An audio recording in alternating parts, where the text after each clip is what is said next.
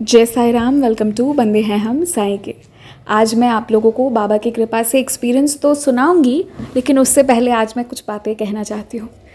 क्या होता है कि कभी कभी मैं भी ऑफन नॉट कभी कभी अक्सर मैं बहुत सारे लोगों के मैसेजेस का रिप्लाई नहीं कर पाती हूँ। तो कुछ ये मत सोचिएगा कि मुझे इग्नोर कर रही है या मेरे से बात नहीं करेगी वगैरह वगैरह, ऐसा कुछ नहीं है। मैं हमेशा कहती हूँ, मुझे जिन लोगों से पहले से भी बॉन्डिंग है ना, मुझे याद सबकी आती है, लेकिन वो तब आता है जब मेरे हाथ में फ़ोन नहीं होता है। और जब फ़ोन होता है तो फिर वही मतलब ऊपर के सारे मैसेजेस आए, उसको पढ़ा, वही हुआ। तो अगर किसी का मैसेज मुझसे मिस हो जाता है तो आप मुझे वापस ओम साई राम लिख सकते हैं। वापस आप लिख सकते हैं कि please check my message once. ठीक है, ऐसे भी कुछ डिवोटीज़ हैं जिनका नहीं चेक करती हूँ तो जिद करके चेक करवा लेते हैं, ओम साई राम लिख के कर देते हैं। ठीक है, तो क्योंकि मेरे पास बहुत सारे मैसेजेस आ जाते हैं और इसलिए मैं एक बार में सबका रिप्लाई नहीं कर पाती हूँ। मैं भी तो इंसान हूँ और इसके अलावा, चैनल के अलावा मेरे अपने भी दूसरे काम हैं, क्योंकि आई एम नॉट मतलब मैं सिर्फ चैनल वाला काम भी नहीं करती हूँ। ये बस एक मेरी हॉबी थी, तो इसलिए ये चीज़ होती है। It's just out of passion and love for Baba. इसके अलावा मैं कुछ और भी करती हूँ, तो इसीलिए मैं यहाँ पे 100% मतलब मैं सारे चीज़ का रिप्लाई कर पाना, सबके फ़ोन उठा पाना, not possible, it is not possible. पर अगर मैसेज का रिप्लाई कर पाना पॉसिबल है, अगर मुझसे छूट जाता है तो आप मुझे वापस ओम साई राम लिख दीजिए। कोई ये मत सोचिएगा कि इग्नोर करती है, ये है वो है, क्योंकि मुझे फिर मैसेजेस आते हैं कभी कभी कि आपने हमारे मैसेज नहीं पढ़े, आपने हमारा ये नहीं देखा। एक तो जो लोग एक बार में 20-20, 25-25 मिनट का लंबा लंबा ऑडियो में अपनी पूरी मतलब वो बताते हैं ना, तो वो मैं कभी कभी सुन पाती हूँ, कभी कभी नहीं भी सुन पाती हूँ। शॉर्ट में रहता है तो जल्दी से सुन लेती हूँ, रिप्लाई भी करती हूँ, क्योंकि आप भी ये चीज़ समझिए, सबको समझना होगा कि we all are doing it. आप सुन रहे हैं, अपना समय दे रहे हैं, मैं भी अपना समय दे रही हूँ। हम सब बस बाबा से प्यार करते हैं इसलिए करते हैं, बट अदरवाइज़ हम सबकी एक फिक्स्ड कैपेसिटी है, उससे ज़्यादा कोई काम नहीं कर सकता। मैं तो अपना फ़ोन ही ऑफ कर देती हूँ, क्योंकि मुझसे हो ही नहीं पाता है कि मैं सबके कॉल उठा पाऊँगी। तो I am really sorry for that. जब बाबा की मर्ज़ी होगी, जिससे बात करवाना होगा बाबा करवा देते हैं। और आज एक डिवोटी ने मुझे इंस्टाग्राम पे मैसेज किया था, आज नहीं 1-2 दिन पहले, कि अभी वो बाबा से जुड़ी हैं, कुछ दिन पहले से चैनल को सुन रही हैं, पर उनके पास अभी कोई एक्सपीरियंस नहीं है। जब आएगा तो वो बाबा का एक्सपीरियंस शेयर करना चाहेंगी, उन्होंने ये बात कही। एंड ऑल्सो शी एडेड कि अगर आपसे हो सके तो आप उदी के एक्सपीरियंस से सुनाइएगा। ठीक है, तो ये वाला एक्सपीरियंस आज उनके लिए है। अगर वो सुन रही हैं तो आज बस उनके लिए मैं ये वाला उदी वाला एक्सपीरियंस सुना रही हूँ, बाबा की बहुत कृपा से। ठीक है, तो हुआ ये कि ये जो डिवोटी हैं ये बाबा को बहुत मानते हैं। इन्होंने लाइफ में बहुत अप्स एंड डाउन्स देखी हैं। अगर बाबा की मर्ज़ी रही तो कभी आप लोगों को सुनाऊंगी इनकी स्टोरी। मैं सुन रही थी, मैं सुन के शॉक्ड थी कि इन्होंने भी मतलब बहुत कुछ देख लिए हैं, बहुत कम समय में इनका भी सब कुछ देखा हुआ है। तो मतलब ये मैं समझ गई इनका भी कि कैसी लाइफ रही है। पर आज जो है बाबा इन्हें बहुत स्ट्रॉन्ग बना चुके हैं, और जो चीज़ों की कमी थी, जो लाइफ में नहीं था, वो सब कुछ आज है इनके पास। ठीक है, और ज़िंदगी है तो कुछ तो कम ऊपर नीचे होते रहता है, बट एल्स देन दैट जो एक ज़िंदगी उन्होंने देख ली थी उतने कम समय में, उन्होंने भी देखी थी, और उस चीज़ से यहाँ का ट्रांजिशन आना।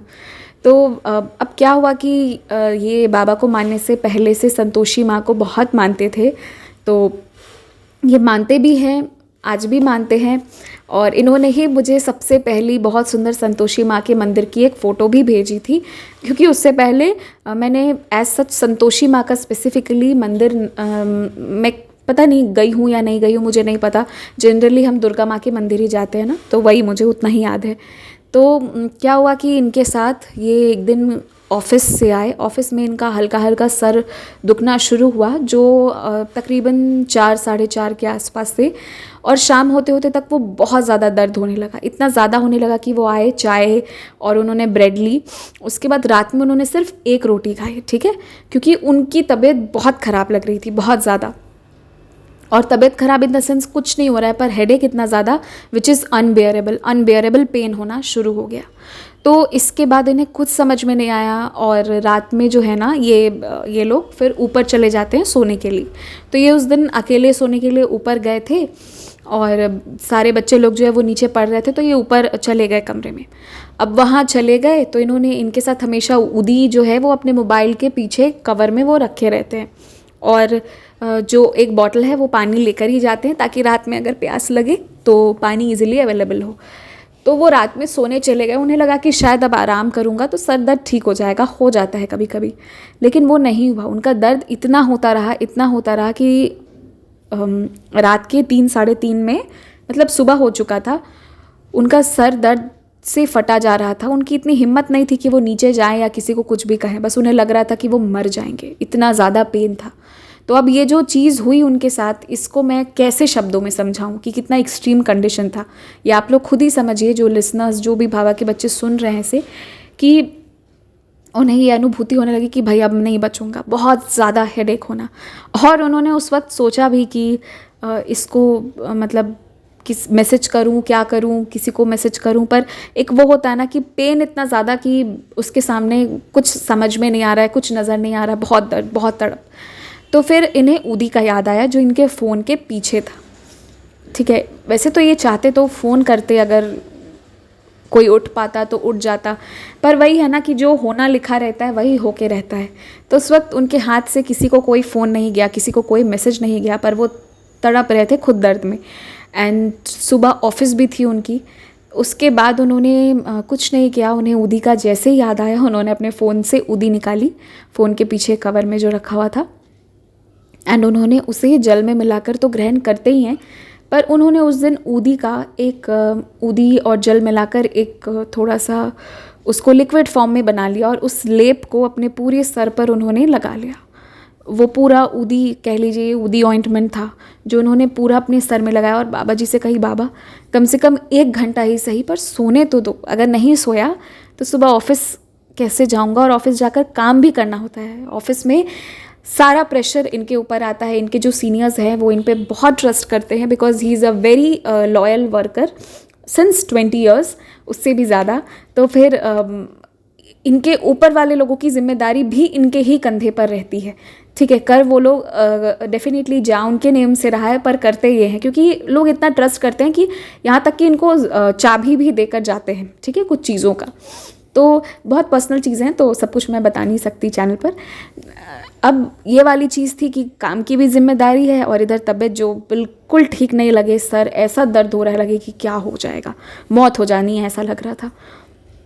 पर इन्होंने उदी का लेप जैसे ही लगाया ना, फिर इन्हें पता नहीं चला कि कब क्या हुआ, कब उनको नींद लगी, ये सो गए। उदी की कृपा देखिए, उसके बाद इनकी अच्छी खासी ये सो गए। सो के जब ये उठे सुबह, तो कुछ था ही नहीं, इतना नॉर्मल एंड इतना फ्रेश कि रात में क्या हुआ, कुछ नहीं हुआ। ऐसा लग रहा था कुछ हुआ ही नहीं रात में। ठीक है, क्योंकि किसी को ऑफिस जाना है तो सुबह भी टाइम से ही उठना पड़ता है, और टाइम से ही उठे। और अगर हम आधा घंटा भी कम सोते हैं ना, तो उसका दुख, अगर मेरी बात की जाए तो मुझे, मेरे अंदर उसका दुख बहुत ज़्यादा रहता है, और मैं उसकी भरपाई भी कर लेती हूँ।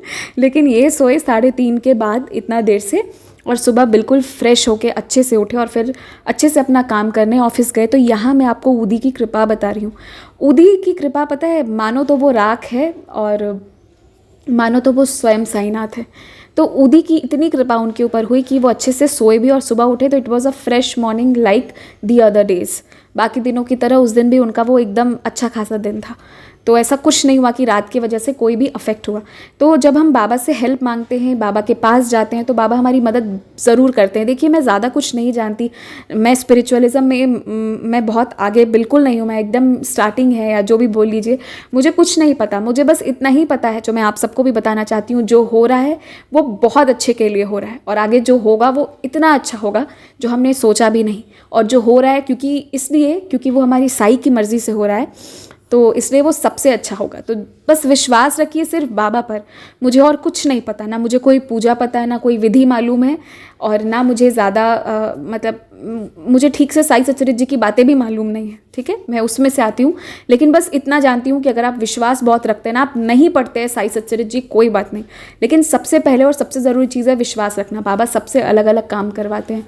मैं एक डिवोटी को जानती हूँ जो बाबा की बहुत अच्छे अच्छे पोस्ट डालते हैं, उनकी हिस्ट्री पे ये वो बहुत चीज़ें डालते हैं, पर साईं सच्चरित्र जी के नाम से वो बहुत चिढ़ जाते हैं। मैंने कहा ऐसा क्यों चिढ़ते हैं? तो मैं उनको क्योंकि मैं भी उनसे शुरू में मिली थी, तो मैं भी उनको समझा नहीं पाई कि साईं सच्चरित्र जी की महिमा क्या है। पर बाद में बाबा ही मुझे समझा दिए कि कुछ लोग जो हैं वो साईं सच्चरित्र जी को सोना मान लेंगे कि वही सबसे बड़ी ये है, पर किसी से बाबा कुछ और ही करवाते हैं। तो ज़रूरी नहीं है कि वो सबसे सब कुछ करवाएं। तो कभी कभी हमारे मन में ये गिल्ट रहता है ना कि वो इंसान जो है वो ये कर रहा है, वो भी कर रहा है, मुझसे नहीं हो रहा है। वो मत रखिएगा, कुछ मत रखिएगा, क्योंकि आपके हाथ से अगर एक तिनका भी उठ रहा है ना तो वो भी बाबा की मर्ज़ी से उठ रहा है। आप उठ रहे हो, बैठ रहे हो, आपकी आंखों की पलकें जो है वो मतलब आप झपक रही हैं, आप आंखों से देख रहे हो, आप सुन रहे हो, वो सब भी आपकी मर्ज़ी से नहीं चल रहा है। जितनी देर आपकी मर्ज़ी होगी, जितनी देर बाबा की मर्ज़ी होगी उतनी देर आप देख पाओगे, उतनी देर आप सुन पाओगे। और आप चाहे अगर बुरी स्थिति में भी हो ना, बाबा के लिए बस एक एक पल में वो सब कुछ बदल सकते हैं, पूरी दुनिया बदल सकते हैं। सिर्फ एक सेकंड ही होता है ना, वो आखिरी का एक सेकंड जिसमें किसी की सांसें रुक जाती है, किसी का मौत हो जाता है, और वही एक सेकंड होता है जिसमें एक नया लाइफ आ जाता है, होता है ना। तो बस बाबा को भी उतना ही, वही एक सेकंड लगता है, वो सब कुछ बदल सकते हैं, लेकिन विश्वास भी होना चाहिए। बाबा कुछ नहीं मांगते हैं आपसे, कुछ भी नहीं। मत करिए व्रत, मत पढ़िए साई सच्चरित्र जी, मत कीजिए महापारायण, कुछ मत कीजिए, कोई बात नहीं, बस विश्वास रख के देख लीजिए। कुछ भी टूट सकता है, जुड़ सकता है, कुछ भी हो सकता है, पर अगर आपका विश्वास है ना तो वो कभी नहीं टूटने देंगे, क्योंकि बाबा को भी ये रहता है चिंता कि अगर उसने मुझ पर विश्वास रखा है तो मुझे उसके विश्वास को और बढ़ाना है, उसकी भक्ति को और बढ़ाना है, उस पर कृपा करना है। इसीलिए बाबा पे विश्वास रखिए, चाहे आप कुछ करें या ना करें।